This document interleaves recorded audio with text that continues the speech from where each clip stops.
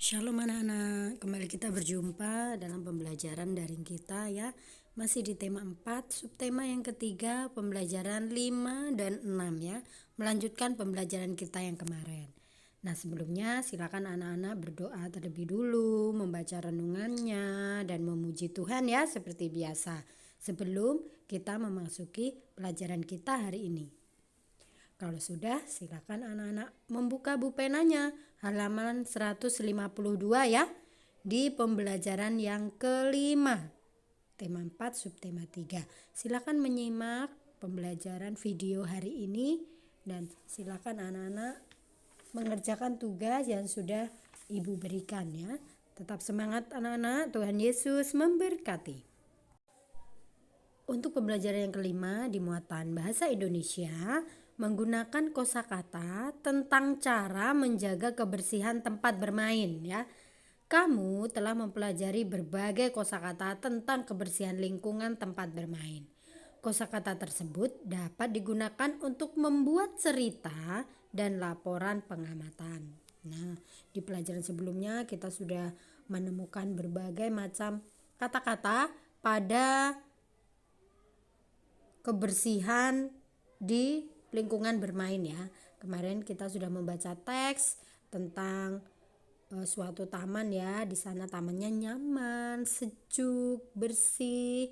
Itu adalah kata-kata atau kosakata dalam tentang kebersihan yang ada di lingkungan bermain. Nah, di tugas kalian halaman 152, kalian diminta untuk membaca teks itu ya.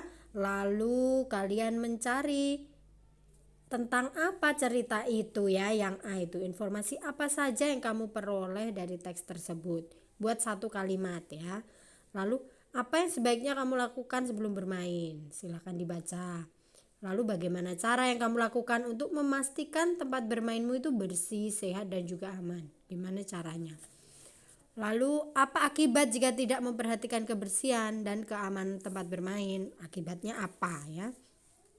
Lalu yang nomor 2 itu kalian tinggal menarik garis ya. Arti dari debu itu apa? Duri apa? Bibit penyakit apa? Silakan ditarik garis. Lalu kalian pindahkan ke buku tulis ya anak-anak ya. Yang nomor 3, tuliskan hasil pengamatanmu pada gambar dalam bentuk laporan sederhana. Kalian perhatikan dulu gambar itu tentang apa, anak-anak sedang melakukan apa. Buatlah 2 kalimat saja ya, 2 kalimat saja untuk membuat laporan sederhana ya. Jadi kalian perhatikan dulu, itu gambar ada Nina dan teman-teman sedang apa ya. Lalu apa manfaat dari kegiatan yang mereka lakukan ya. 2 kalimat saja ya, tidak usah panjang-panjang. Silakan dipindahkan di buku tulis dan dikumpulkan besok pada waktu tatap muka. Untuk anak-anak yang daring silakan hasilnya difotokan dan dikirimkan ke ibu ya.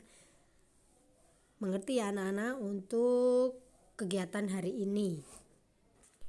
Membuat laporan sederhana. Kosakata yang sudah kita ketahui artinya dapat digunakan untuk membuat laporan sederhana.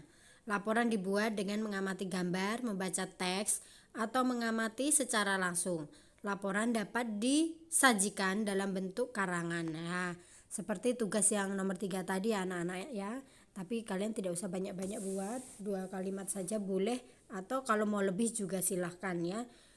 Gunakan dengan kata-kata tentang kebersihan ya. Misalnya ada bersih, nyaman, kemudian sejuk, indah, lalu wangi juga boleh ya. Itu adalah kata-kata tentang kebersihan di lingkungan sesuai dengan gambar itu ya Nina dan teman-teman ya. Itu di sekolah mereka melakukan kegiatannya. Nah, untuk muatan PPKN, sikap yang harus dimiliki agar tercipta persatuan. Ya, sikap yang harus dimiliki agar terwujud persatuan, yang pertama adalah bekerja sama. Mau menerima kekalahan dengan lapang dada. Maksudnya kalau kalian kalah dalam bermain tidak boleh marah ya. Harus ikhlas, harus menerima kekalahan ya. Tidak boleh marah, tidak boleh nangis. Itu menerima dengan lapang dada ya. Lalu tidak bersikap mau menang sendiri ya, tidak mau berbagi pada waktu main bola, bolanya dimainkan sendiri, teman-temannya tidak dioper. Nah, itu tidak boleh ya. Lalu gemar menolong teman yang kesulitan. Nah, saat teman kesulitan kita harus siap untuk selalu menolong. Kemudian jujur ketika bermain. Ini juga penting. Kita tidak boleh bohong, harus sportif ya, harus jujur. Melakukan permainan itu sesuai aturan. Lalu mau berbagi dengan teman. Nah, saat bermain, saat melakukan olahraga itu bola, misalnya main bola. Kalian harus berbagi dengan temannya ya, tidak bermain sendiri bolanya. Karena kan kita ada suatu kelompok atau regu ya. Jadi harus bekerja sama dengan kelompoknya. Coba kita perhatikan ada gambar. Ayo kita harus bermain dengan sportif. Nah, lihat itu. Dedi dan teman-teman, ini adalah olahraga bola voli ya. Mereka melakukan permainannya sesuai dengan aturan. Mereka berbagi bola, mereka bekerja sama ya. Kalau kalah tidak boleh marah, harus menerima dengan lapang dada. Ini adalah sikap yang harus dimiliki agar tercipta persatuan. Dengan begitu kita akan hidup rukun dengan teman ya, tidak berantem ataupun bermusuhan. Sikap-sikap yang menumbuhkan persatuan. Sikap rukun, saling menghargai dan saling menghormati dapat menumbuhkan persatuan. Nah, kalau tadi adalah Dedi dan teman-teman melakukan kegiatan olahraga ya, persatuan dalam olahraga. Nah, ini ada si Nina dan Fitri ya.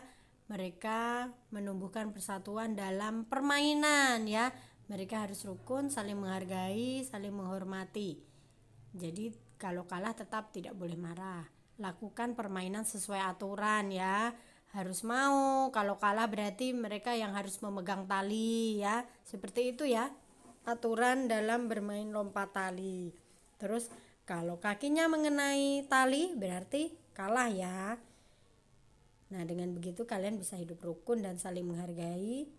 Sehingga dalam bermain, dalam berteman kalian tidak berantem. Maka terwujudlah sebuah persatuan ya. Nah, anak-anak, kita lanjut di muatan matematika ya. Masih tentang bangun ruang ya. Nah, menentukan banyak rusuk, sisi dan titik sudut pada bangun ruang. Kemarin kita sudah membahas ini dan mencarinya bersama-sama ya. Mana itu rusuk, sisi dan titik sudut. Nah, perhatikan di situ ada bangun ruang prisma, yaitu namanya ya anak-anak ya. Prisma. Banyak sisi, ada berapa anak-anak? Kita hitung ya, sisi depan, belakang, samping, kiri, kanan, lalu bawah. Itu namanya sisi ya. Atas, alas ya, bawah itu alas. Kemudian sisi yang berdiri tegak, kiri dan kanan. Lalu yang di depan itu ya, sisi yang di depan. Semuanya ada 5 ya anak-anak ya. Coba diperhatikan gambarnya itu. Sisi atas, sisi alas, sisi tegak ya. Atas, bawah, yang di bawah, kemudian kiri, kanan. Kemudian yang tegak sebelah sana ya. Kalau itu seperti tenda, berarti itu ada alas yang di bawah, kemudian depan, belakang, lalu kiri dan kanan. Itu sisinya ya. Ada 5 ya. Sisi alas, sisi atas, dan sisi tegak. Sisi alasnya ada 2, sisi atas 1, sisi tegaknya 2. Jadi 5 ya anak-anak ya. Kemudian untuk banyak rusuk. Anak-anak sudah tahu ya kemarin menghitung rusuk ya. Itu tinggal dilihat garis-garis yang menghubungkan antara A dan B. Kemudian B ke C, C ke A ya. D ke E F, D F, A D, B E dan C F ya. Semuanya ada 9. Bagaimana dengan titik sudut? Titik sudut adalah yang runcing-runcingnya ya. Kita tinggal hitung banyak hurufnya itu anak-anak. Itu titik sudutnya ya. Sudut A, B, C, D, E, F. Ada 6 ya anak-anak ya. Titik sudut lebih mudah ya menghitungnya. Kemudian yang di bawahnya itu 5 segi 4. Ya, ini adalah bangun ruang 5 segi 4. Sama ya, untuk banyak sisi juga ada 5, yaitu sisi alas dan 4 sisi tegak. 4 sisi tegak berarti yang di depan itu, kemudian belakang, kiri, dan kanan. Itu adalah sisinya ya. Ada 4, kemudian alasnya 1, berarti 5. Untuk banyak rusuk sama ya cara mencarinya. A ke B, B ke C, C ke D, AD, AE, BE, CE, dan DE. Semuanya ada 8 ya. Kemudian banyak titik sudut ya, tinggal dihitung ya hurufnya A, B, C, D, E. Ada 5 ya. Begitu anak-anak untuk cara mencari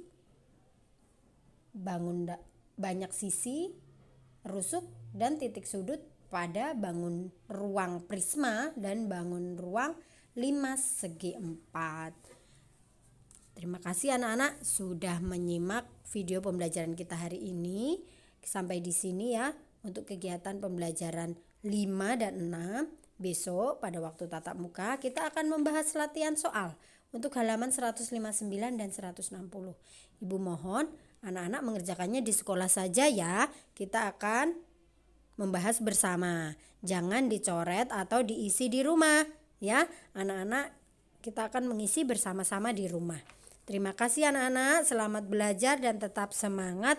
Tuhan Yesus memberkati.